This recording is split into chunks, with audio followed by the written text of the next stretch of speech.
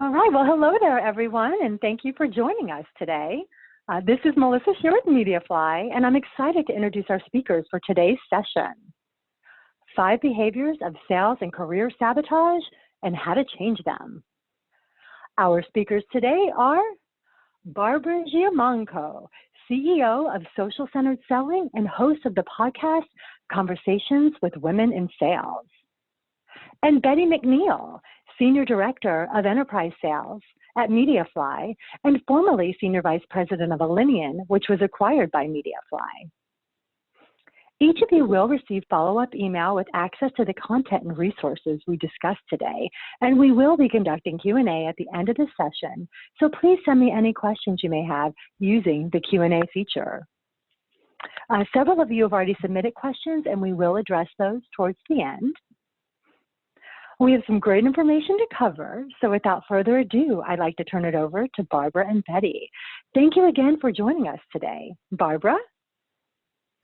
Thank you, Melissa. Betty, glad to have you with us today. I'm super excited about this topic. How about you? Thank you.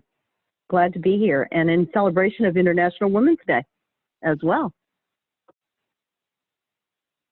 All right, so I'm going to kick us off and get us started, and we're going to talk about the 5 behaviors of sales and career sabotage. And I want to set the tone, Betty, in that we are going to talk about some common behaviors that I know I've certainly been victim of these behaviors, and they're things that I watch out for. You and I, as we have talked and prepared and gotten ourselves ready for the presentation today, I know you've experienced a few of these things yourself, and I want our audience to know that we're going to talk about some things that just commonly happen, but we're also going to share some stories and some tips with you about what you can do about it. As Melissa said, let's keep it fun, let's keep it light, and if you have questions, be sure to chat those in, and we will make sure that we address as many as we can.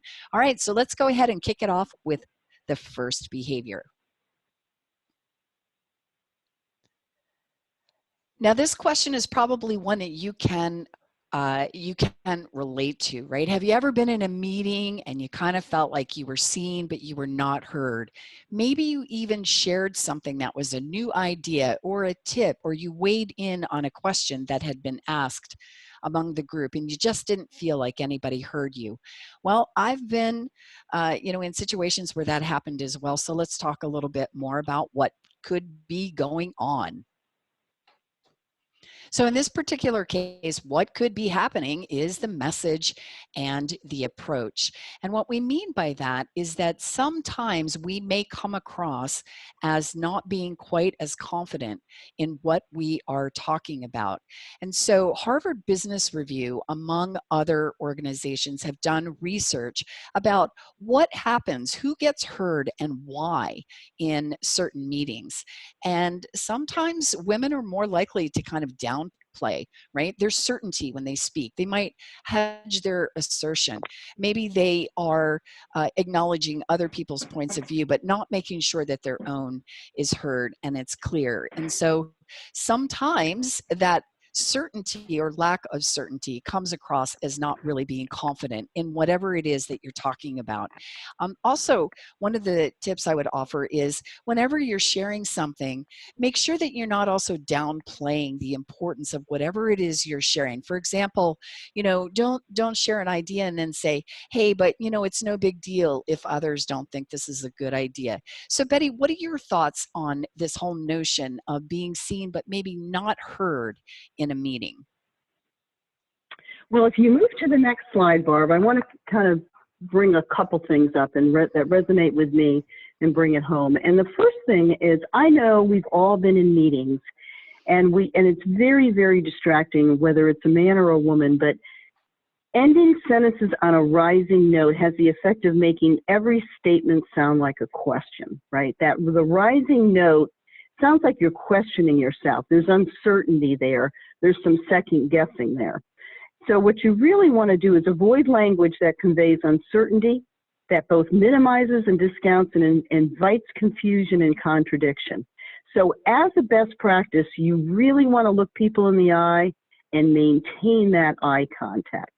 Now, the things that Barbara and I are going to be talking about today are really, they're communication techniques, best practices that we'll share and socialize with you today, but they're really applicable to really all walks of life for anyone that needs to communicate. Specifically today, we're really kind of focusing and honing in on sales behaviors. And I've noticed this when I've managed salespeople over the years. I've noticed it myself, even growing up as an IBM, marketing and sales exec, in the business. That as an example, I'll just use a sales example. And a sales rep could be in a meeting. They're on site with a client. And as a role play example, this is just top of mind, that you're running the meeting, you're wrapping the meeting up, and you'll just say, final note, I'll be leaving this renewal proposal today because your subscription is expiring this month, so there'll be continuous service.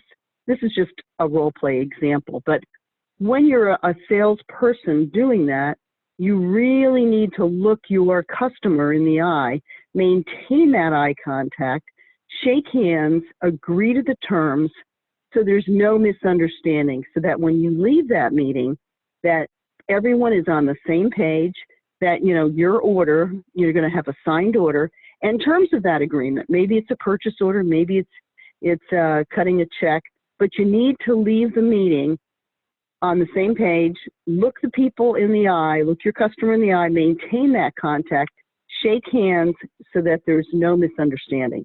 So very, very important, whatever walk of life you're in. This next slide is a clear favorite of mine. A great strategy tip: practice, practice, practice. A clear, concise message and a powerful, strong voice projects confidence. It's crucial to be heard. There is a really interesting technique, and I grew up in IBM sales and marketing. I was a IBM sales and marketing trainer for years, and I used to practice in front of a mirror. The technique is actually called mirroring or visioning. And when you're first starting out your career, whoever you are, and public speaking is a #1 fear, right?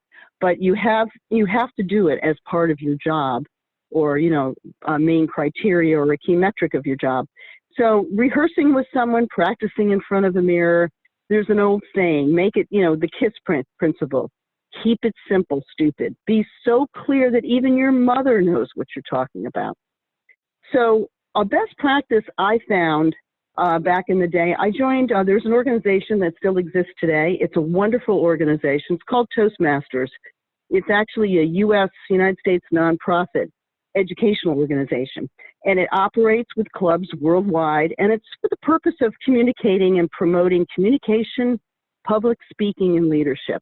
And I really, really encourage, if you have public speaking as part of your job description, or your, part of your advancement plan, or your career development, your individual career development, really practice this technique.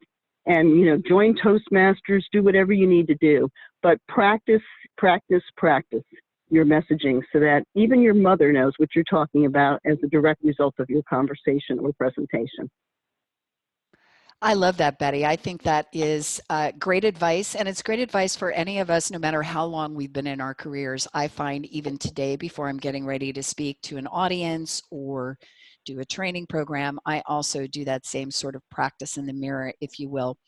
And to tag on to what Betty has also said, don't be afraid to practice with someone else. If you're going to go into a meeting and you want to share a new idea or a new tip, or you want to bring something up and you're a little bit nervous about it, as Betty said, making sure that you're practicing and you can practice and role play that with somebody else, that helps you be much more confident in what it is that you're doing. So let's go ahead and move on to the next behavior that can sometimes get in our way.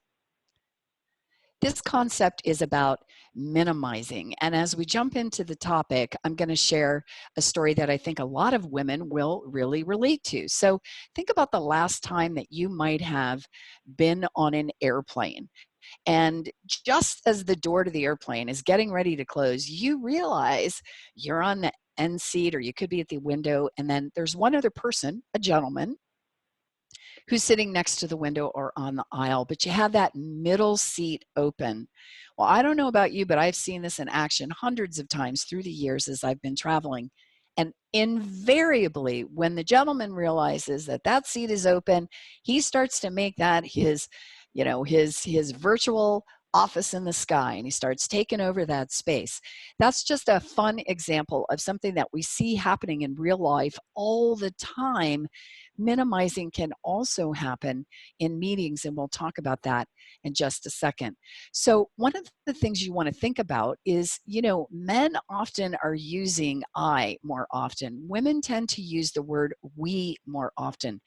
Nothing wrong with being inclusive. That is really important. What you do want to think about, especially if you are contributing to a team effort, perhaps you're leading the team effort, you want to make sure that when you're talking about that effort, that you are not confusing higher ups about your specific role. If you're not careful, we leads to a lot of confusion about the role that you actually played. People are wondering, did you lead it? Were you essential? Was somebody else the hero? What do you mean by we? So think about that, because if I'm leading a team and I brought an initiative to the table and I'm helping to lead that team to success, it's okay to point out the parts that I played in that success, as well as giving credit to others on the team. So when you think about it, you want to make sure that you're not minimizing your effort, because it's really important that people understand the role that you played in any initiative. So be proud of those achievements. As I move forward, Betty, is there anything you'd like to share here? Couldn't agree more. Be proud of your achievements, and marketing is just a subliminal part of the job. You know, if you take a look at, if you're not believing in yourself, then how can others believe in yourself? So it's really not bragging. It's just really, truly, honestly bringing attention to your own value. Always manage up. Let folks know how you can contribute. Excellent. So now we're going to talk about opportunities where we can really take advantage of places where we can shine and let people know what's happening. But Betty's absolutely right. Don't think of it as bragging. Your job is to also be intentional in marketing the things that you do. You want to make sure that you're not just sitting on the sidelines waiting for people to notice good work. Sometimes that happens, other times that doesn't. So it's really important for you to be careful about that. So Betty, I know we're going to have you lead with this one, because we're going to talk about some opportunities that women can take advantage of to make sure that the great work that they're doing really shines through. Absolutely, Barbara. So, you know, there's an old adage, the best things in life are free. And honestly, this is just a great way, both externally, volunteering, you know, on the outside, or even internally within your own company. So where it makes sense and where you can shine and show your strengths, and volunteer for special projects. You know, volunteer in your local community, find opportunities to speak at events or on panels. It's really funny, but it's an old saying, and it's really true, that opportunities do present themselves when you're not looking for them, right? Your mother told you that, and it's true. It's especially true with jobs, right? You know, when you're not looking for a job, a lot of times it happens. It's not what you know, it's who you know. So at the end of the day, and if you could move to the next slide, at the end of the day, volunteering is a great opportunity to meet people, you know, for a worthy cause, have a lot of fun, network, make a difference. So it's a great best practice to really, you know, when you're doing the volunteering, you know, and a strategy tip, just prepare for unexpected opportunities, because they do come up when you least expect them. And always be ready, you know, in your role, be ready and communicate. Be the best person you can. Communicate always with, you know, clearly, concisely, so that you're not misunderstood. And, you know, emphasize what you can do in the future while you're qualified. So if it happens to be a, you know, job opportunity, Barb, and you can help me chime in here, you know, whether it's a job opportunity, just be clear and concise. You know, what is it that, you know, is being presented here? What are we talking about? What do you want next? Why you? What's the value you bring?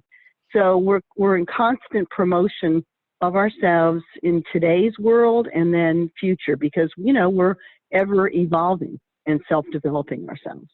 Absolutely. No, in sales, I think we're probably a little more used to being ready to kind of present who we are, what we do, what we might be interested in. In terms of your overall career, you also need to be prepared when you have those moments. You might run into a senior executive who asks you, how are things going? And, that could be an opportunity for you to present that you not only are really enjoying and loving what you do currently, but that you have aspirations to do more. In addition to what Betty suggested about the volunteer opportunities, and I just could not agree with that more, I have found that serving on a board or serving on a volunteer committee not only helped me build my leadership skills and expand my network, but it gave other people outside the company an opportunity to see some of the things that I could do and could contribute. Also, look internally, as Betty said. You see a problem happening in the business. Maybe think about how you could get a few people together and work on solving that problem and bring that back to senior leadership. Don't wait for opportunities necessarily to come to you. You can be proactive. The final thing I'll leave you with here is this, and I'm an avid reader. I probably read 60, 70 books a year.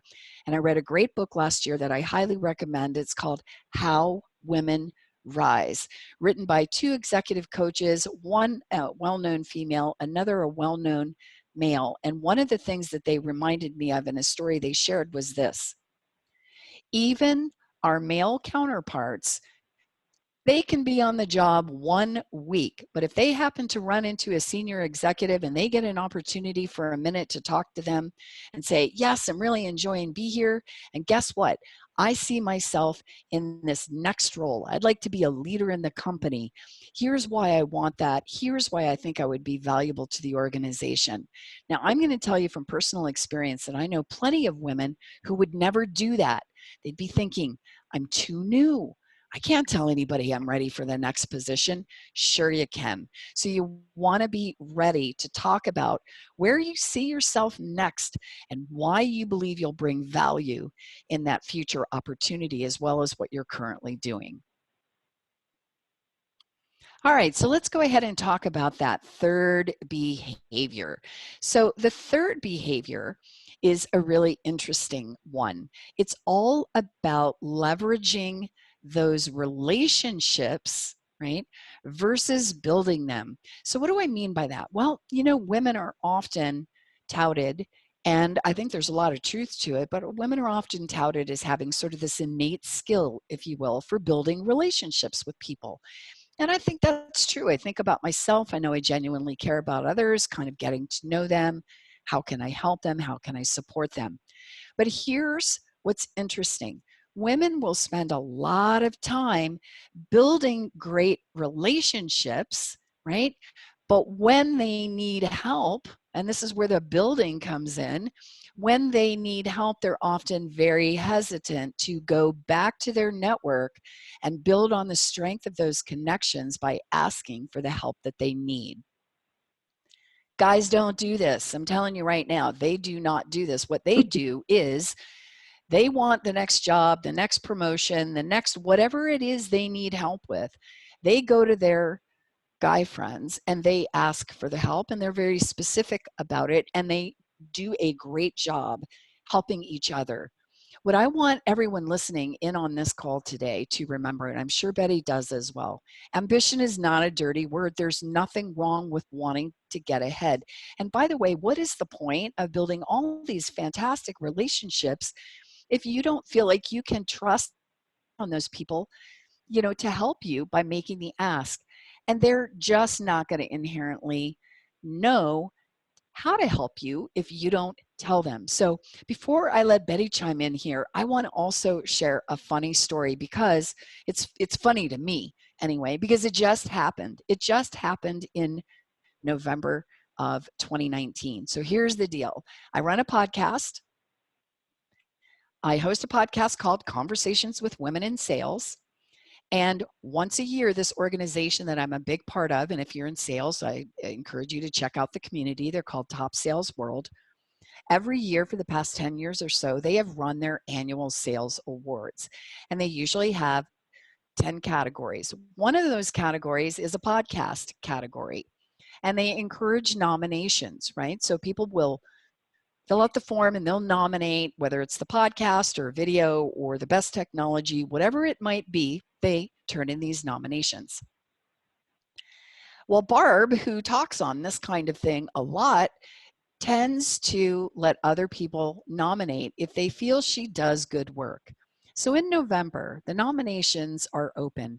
And I'm thinking about this and I realize, oh my gosh, Barb, what are you doing? You're encouraging women all the time to step up and ask for help. Now you're going to sit on the sideline and hope that people will actually recommend your podcast for an award? So I sprung into action. I went to every guest. I asked them. I helped them out by just giving a few words they could even use for the blurb. Moral of the story, over 100 nominations for the podcast. And we found out on January 7, we won first place, gold.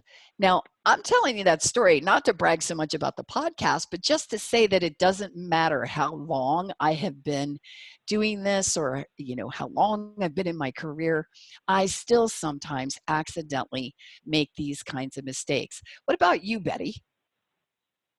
Well, I've been thinking about this particular point a lot because guys do have a tendency, their DNA is wired naturally to do this better than us. And I thought about this, right? Even when you look at your LinkedIn, right? You have thousands of people in your LinkedIn. And a good way to overcome a comfort zone, I'm going to give you a real life example because I thought about it because I think each of us, gets in a comfort zone and they'll let other people suggest it. And they'll think as a female, well, if somebody can't see that, it's crystal clear. Well, not everybody can. It's attention deficit disorder out there. It's ADD city out there, and people aren't always thinking about the bigger picture or recommending you. So you have to really kind of overcome that. A good sales technique might be, I think women are so good at building relationships that maybe asking for a favor and giving one in return is a good way to overcome to get out of the comfort zone on that. And an example might be, and it might be, since we're talking sales roles here, it might be to ask an existing client who's happy with you, could you give me a referral in exchange for something else? And maybe that other favor could be something that it could be free. It could be something of tangible value. Maybe it's a ticket to a user conference. Maybe it's a 1-hour additional training at no charge. And I just think that I thought a lot about it, and men are definitely wired better in this particular instance. They don't think anything of it. So maybe a good way to overcome it would be, to trade favors type of thing. And women, again, it's easy to have a two-way street to build a relationship, but women are not really comfortable using, a one-way street to leverage. So trade something in barter trade. Women are more comfortable if, giving something and receiving something back. Any thoughts to that? Yeah, I completely agree with Barb? I completely agree with you, Betty, because I know that, well, first of all, I just think it's polite, right? If I'm going to ask someone for some help, then I automatically say, and what can I do for you in return? Because I just think that that's the right thing to do. And men just inherently are good at this. They really are horse traders and leapfroggers, as you were talking about. They go in packs. Like inside an organization, they'll help each other leapfrog up through the promotional career ladder, if you will. If they go to other companies and there are great opportunities there, they tell their buddies. The buddies will often go with them. It's a really interesting phenomenon that's very different. Women still to this day often tend to try and go it alone. So don't be shy about asking people in your network. And these could be men too. Look, I ask guys to help me out just as I've helped them out.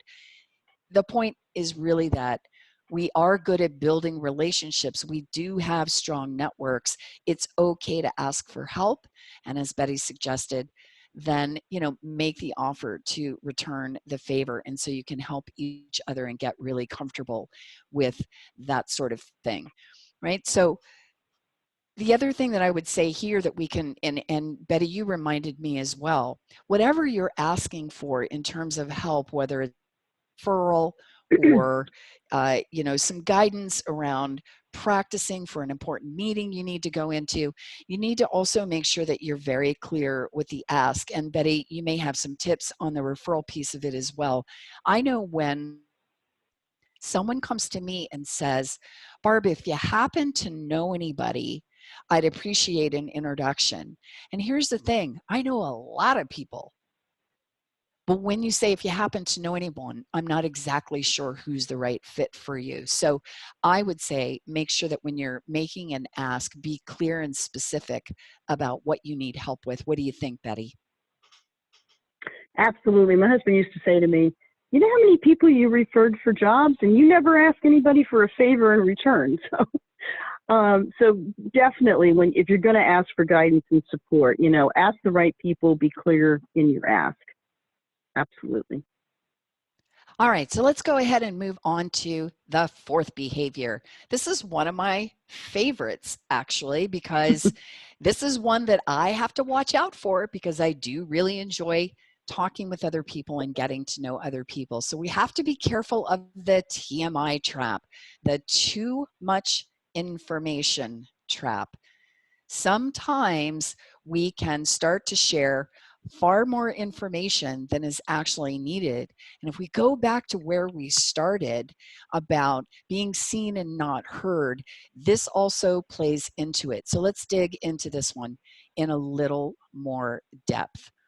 So where we are here is, first of all, I want to bust this myth.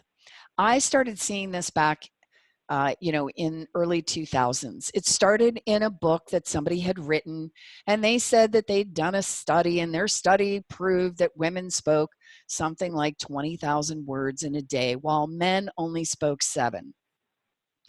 I got to say right from the beginning, I was a little bit suspect because I know plenty of men who definitely talk a lot more than women. But as it turned out, an Ivy League school here in the East Coast in 2007 actually debunked the myth. It turns out that women actually use about the same number of words in a day when they're speaking. The difference is in how they use those words.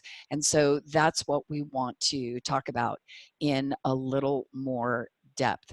So we're wired as part of our relationship building to want to tell stories. That's how we get to know people. That's how we connect with people. And that's how, you know, that's how we're so good, right, at building those relationships with folks. Still, though, it's about timing and context, and that's where there can sometimes be problems. And I've certainly seen this when I've facilitated panels or done trainings or just, you know, even seen this in meetings. You need to be careful about taking too much time to get to your point.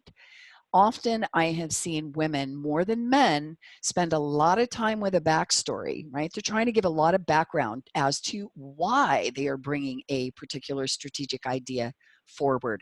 Unfortunately, over-explaining ends up confusing people. This can lead back to the very first behavior that we talked about, which is they heard you, but they don't quite know what you're talking about. And so in a way you feel like you were overlooked, but the thing was they didn't really understand what the point was.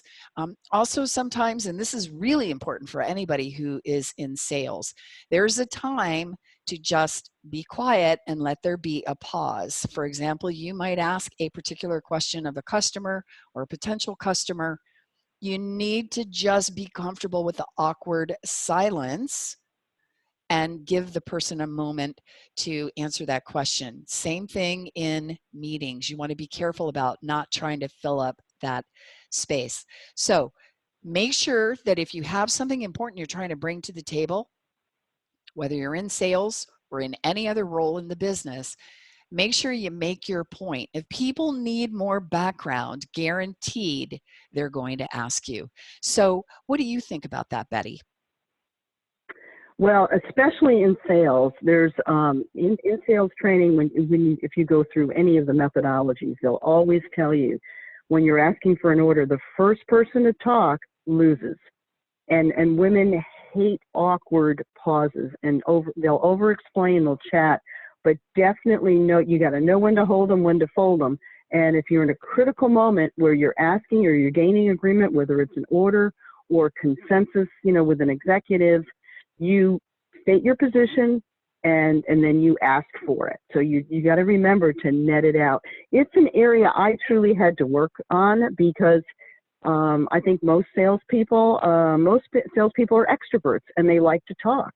And if you're a good salesperson, you've got to be a good storyteller.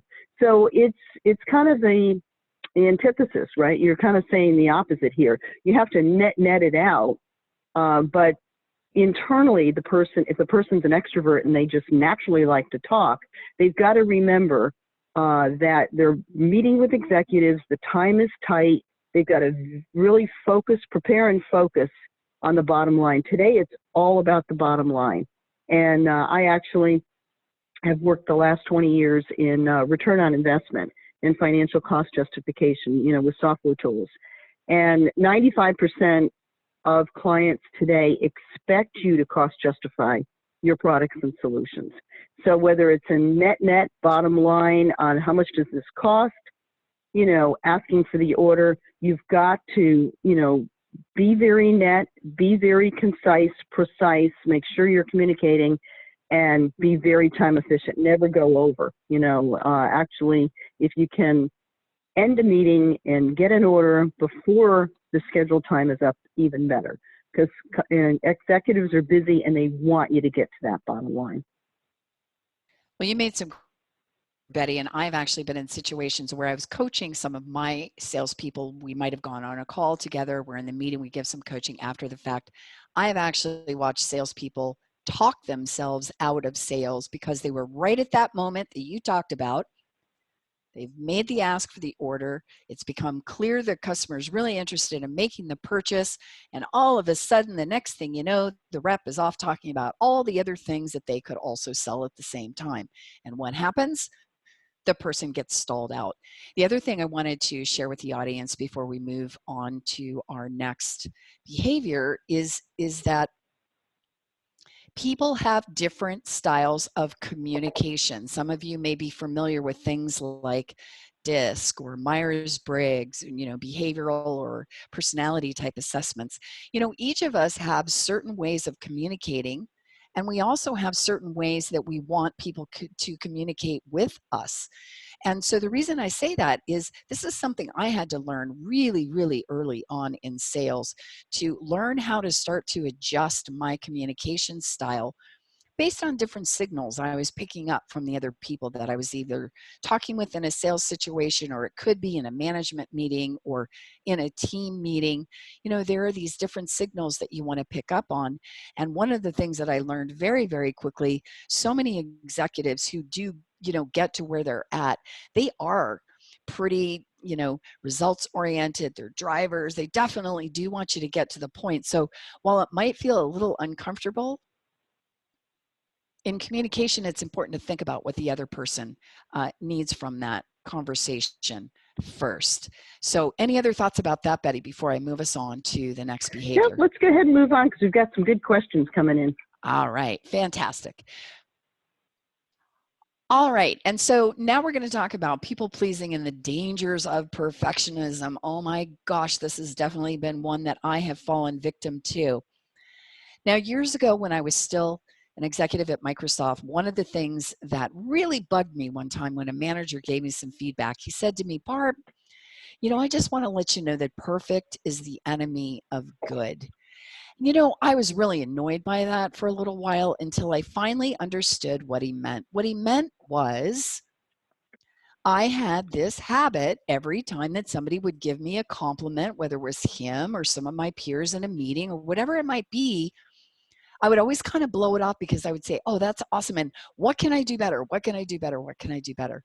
What he was really trying to tell me is that you do good work, so it's okay to accept the compliments. But the other reason why this is so important is that if we're not careful, this notion of trying to be perfect at everything we do and please everybody all of the time can also work against us. And that's not a good thing. Sometimes trying to be perfect means you don't go for the brass ring. You don't take the risks. going for the next job or the next promotion, or presenting your idea. Some other studies have been done on this recently, and it is very clear that if a woman sees a particular job, they did this study around what kinds of jobs and what kinds of behaviors go into women versus men deciding whether or not they'll apply for the role.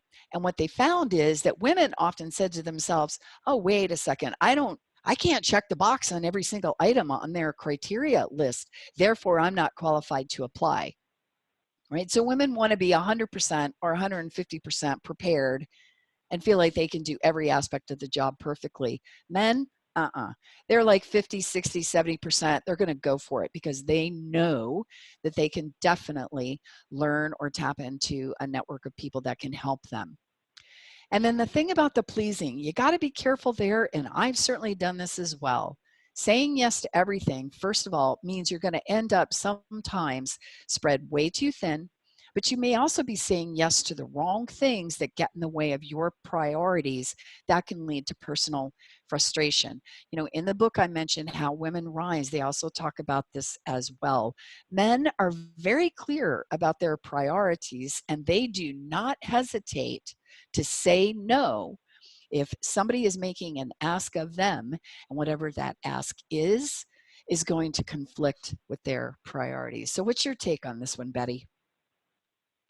Yeah, women especially are people pleasers, and tend to be on the cautionary side of perfectionism, right? Multiple roles. And I would just say, just be sensitive to, if you have multiple roles that you have in life, make sure that you're in the role at the moment, and, stand your ground, be the best you can be. And, you're never going to have it 100% figured out. I couldn't agree more with you, Barbara, about the check the boxes and find opportunities, again, to step out of your comfort zone. So we've got some really good questions, Barb. Do we want to volley over and let the audience have a chance to?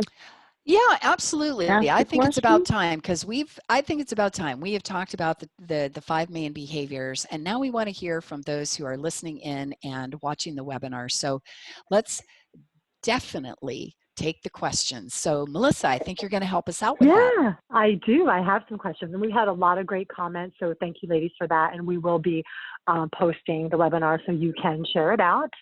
Let me go ahead and get started here. I've got the first question. This one is, can you share any examples of how to build a relationship versus leveraging them? Well, I guess I'll start off. Go ahead. I'll start off, Barbara. I'm sorry, I didn't mean to interrupt you. On that one, I started with just one example at the time, and that was, get out of your comfort zone and ask for referrals and trade favors, right? Because we're just not, we're not as hardwired as guys to just ask for one-way favors. We always want to return favors and make it an equal playing ground. Barb, some other thoughts? Well, I think the example that I shared with the podcast is one. I went to my network and I said, you may or may not even know that the awards are coming up and that nominations are being opened for these various categories. I could really use your help nominating the podcast, right? This all of us, it's good for the guests, it's good for all women in sales. Will you help me out? So I went with a very specific ask. Over 100 nominations were submitted. I'm sure that had something to do with the judging panel's thoughts about that. But if I had done what I had previously done, fallen into the trap of just saying, oh yeah, the people love the podcast, they'll just go nominate. Well, the first thing, and it's something that Betty also said as well, I'm assuming they even knew the nominations were happening. And secondly, I made my ask and people helped me, but at the same time I said, what can I do for you in return? So that's a great example of going to somebody, or a lot of somebody's in my case, with a very specific ask for help and then offering to return the favor, which in that case, there were several people in that group who work for tech companies, and I helped nominate their companies for awards that fit their category, right? So it was a great win-win. You know, and the other thing too, Barbara, is that everybody's journey is individualistic, right? So when you say, you know, can you give examples, right? It really depends on who you are as a person, what type of business relationships, what industry you're in. And I would just, you know, just try to keep an open mind, find opportunities to just, you know, step out of your comfort zone. People resist change, whether you're male or female. People do not like change. So, you know, no pain, no gain. So you have to, whoever you are, you have to get out of your comfort zone, find opportunities where you can shine, where you can grow, and nothing ventured, nothing gained, is my last point on that question. Yeah. Just ask. Good question. All they can do is say no or have no action, right? Yeah. All they can do is say no. All right. So the next question is an interesting one. How do you break into the, quote, good old boys network, unquote, the network to truly get to know them and let them get to know you?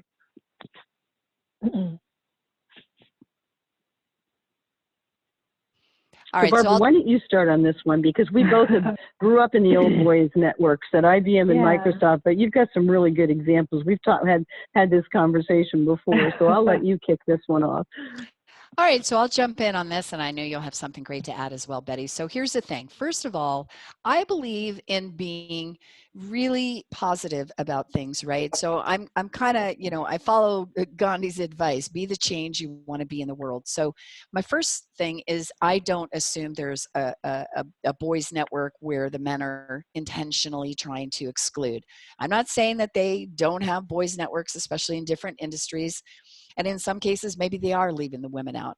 In general, I'd like to believe that sometimes people just don't know what they don't know. So one of the things that I do is I'm getting to know my male counterparts. I find out things like, hey, do you guys go out for brews, you know, or beers on a Friday? If they golf, here's the thing. One of my stories is that early on at one of the tech companies I worked for, the guys were getting ready to go out golfing one week, and I see them getting ready to leave the office, and I say, you guys, where are you guys headed? Oh, we're going to go out and do some golfing with some of the customers from our district. And I said, oh wow, how come you didn't invite me? Oh well, we knew you didn't golf, Barb. And I'm like, hold the phone. I can drive the cart and I can drink beer. I'm coming. So, look for opportunities to just kind of step up and find a way that you can play a role. Okay, so I don't golf. Who cares? I still wanted to make sure that I was there, that I was part of the discussion with some of the customers. And then, of course, going forward, they always invited me to those sorts of things. So I just make it my business to find out kind of what they do, when they hang out together. And if you happen to notice that they all went out together and you were accidentally excluded, just bring it up in a nice way and just say, hey, don't leave me out again. I want to come on Fridays when you guys are going out for a drink. Excellent. I don't have anything to add. That was really great. Next question, Melissa. Yeah, I was going to point out that I like the point, like, don't assume that they are excluding you, because you're right. They don't know. So just bringing it to their attention is such an easy way to address it. Well, great. So I have another question here. Just bear with me. It's a couple sentences. So it's statement. I work in a male-dominated industry and have been told that I should be taking over my boss's role. It's an inside sales manager once he retires. As a woman, I worry about being overstepped. What can I do to increase my chances of landing the job I know I deserve? I've been told that I should downplay being a woman, maybe regarding our dress and makeup, but that's not who I am. So yeah, this is something, unfortunately, even in this day and age, that we all, a lot of women are having to address. So let me know your thoughts about that, and maybe how you guys might address it. I'll start this one, Barbara, since you did the last one. First of all, I absolutely love the question. It resonates with, not that I didn't love the other questions, they were also great. This one, it's just an age-old question, it kind of, there's a lot of subliminal things, and I'm assuming it's a male-dominated industry, but, and you're trying to let the best person win, so to speak. There's an old saying, let the best man win, right? You want to let the best person win. So kind of my guidance, and Barb's going to chime in a couple minutes because we both grew up, we've compared notes in the past, and I can't tell you how many times in marketing I was the only woman for years and years and years, and it didn't hurt me promotion-wise, but I'll share with you what worked for me, because I was with IBM 13 direct years and then 4 consulting years, but out of the 13 direct years, I did get 10 promotions in 13 years, and I was always competing with a man. And I will share what worked for me, see if any of this resonates with you. But it was all around career development. And we had short-term career development plans, long-term career development plans. Always know where you want to be in 1 year, 3 years, 5 years. Now, I realize that that's maybe dated, but what I would suggest and convey is, put out there is that make sure you know what the playing field is, okay? Is it your boss is retiring? What was the time frame, Melissa? 2 years? It didn't have a specific time frame, okay. But it could probably be whether it's a 1 or 2 years, right? Make sure you fully understand that you see if that person's going to mentor you, right? Because that's really key. That goes back to it's not what you know, who you know. It's also what you know, but make sure who you know is mentoring you and giving you good concrete advice, whether it's certifications you have to go for. In a lot of my cases, it was certifications, it was methodology training, on the content side, right? On the credible, certification side. Also, or what do we call them? Continuing business credits, I think nowadays. But make sure you've got all that, all your ducks in a row on that. And then also, checkpoint and gain agreement. If I do this, this, and this, something that worked for me well over the years. What do I need to do to get to the next step in a year career development plan? And it was always outlaid. Write it down, right? Have an action. I don't know if you write your New Year's resolutions, something that I write my New Year's resolutions, everything I want to accomplish that year, whether it's personal, professional, or financial resolutions. The moment you write it down, it becomes your Bible or your book, so to speak. And when you write it down, it's etched more in your brain. So gain agreement. Make sure you understand what the criteria is for that promotion. Make sure you've got it covered certification-wise. Make sure you've got it covered, maybe it's management training-wise, right? Whatever you need to do there. And then gain agreement for each of those, if I do this, will I get the promotion? And then ask that on the front end, go to the class, and then gain certification. So make sure you're crystal clear on that career path all the way through. And what's the expression in sales when you're asking for an order? Ask early and often. My sales training's coming out of me, but it's the same approach. Ask early and often, ask before, make sure you know what that criteria is, and that the people, and just don't assume that people are going to sponsor you and back you. You always have to network, right? I know it sounds kind of basic, but it's really that communication process and clarification and accreditation process. Barb, you want to add anything to that?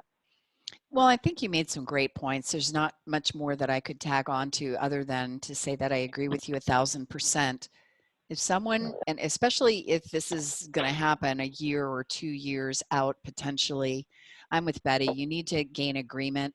I'd go so far as to say, get it, make sure that you're getting it in writing, but also, let's be real, maybe also be prepared that even with all your best efforts, you might get to that place and for whatever reason, they've made a different decision. And then you're going to want to think about what you do at that point. The last thing I would say is, don't let anyone try to tell you to be something other than you are. I just did a podcast with an executive on this recently, and we talked a lot about that. Look, I've tried to be something I wasn't in order to try and quote unquote fit in. It never goes well. Like, who can keep that up, right? So if people are trying to tell you to pretend not to be who you are, downplay who you are, I would say, gosh, am I in the right place? Yeah. So I want to comment on something that a long-term friend, Lori Reynolds-Morrow. Thank you, Lori. This is a great point. Lori and I go back. We actually do reunions together on a personal note. We've known each other for years from high school, but something we didn't really reinforce, Barbara, but it's so key. Listen first, talk last. About, you know, as insofar as a good trait of salespeople for sure. But this mantra, it's really key for everyone, whether you're in sales or whether you're in marketing, whether, you know, whatever your job is, whether you're a project manager, it's make sure you listen and you have the scope of whatever it is at hand, whether you're listening to an initiative, whether you're listening to an objection. Couldn't agree more on that. Thank you, Lori. Mm-hmm. Yep, so you saw that on the comment. So we had another question that just came in, and it is kind of interesting because it isn't just about like men over talking. It could be women, it could be family members, but let me just go ahead and read this really quick. Thank you so much for your great advice and this talk. I'm wondering how you can make sure that you are heard in meetings when you're working with men who talk over you and don't respect your voice. Can I take that one, Barbara? Yes, and I definitely have a point of view I want to chime in on before we wrap it up. Okay. It's actually one of the best examples of this, and it's a fellow that Melissa and I worked with at Gartner for years. Terrifically successful person, but always had to have the room, you know, always would talk over you, and you know, I was actually presenting. It was the first time I met this individual. We became great friends over the years. And he actually had a military background, and he was a Marine. And he was wired too tight. And he actually I was presenting at the time, and he and I were meeting at the first time. It was a full room full of executives. He literally tried to steal my presentation from me and take charge in the back of the room. Never, ever, ever let that happen. Always, if someone tries to talk over you, take away your thunder, you know, figure out ahead of time. There's multiple techniques for this, and Barbara can help me. But in my particular case, I took back control of the room, and I had made a statement at the time. I said, you know, it was an off-the-cuff statement. Sometimes, you know, I've got an offbeat sense of humor, so you have to be careful. And I said, yeah, it's just this new product that we're rolling out. It's kind of like the Army. You just need a few good men and women to adopt it and buy this particular product that we're making at Gartner. And he absolutely threw up on me publicly in front of all the executives, and he says, the Army, you know, that's the lowest of the lowest, he says. And I took back the control because he tried to detract from me, and I said, just an adage, and I'll be happy to talk military talk with you after, because you're obviously a subject matter expert that I'm not in it. But let's get back to the program at hand. So if someone starts talking over you, taking control, and we became best of buds. You know, it's a respect thing, because if you let someone railroad over you in a meeting, you have to you're going to lose respect of not only that person, the peers and the room. So never, ever let that happen. So you want to really kind of cultivate in your own techniques if that happens, you know, whether it's a code or an acronym or a password you have or whatever the circumstance. You know, Barb, can you think of maybe some examples?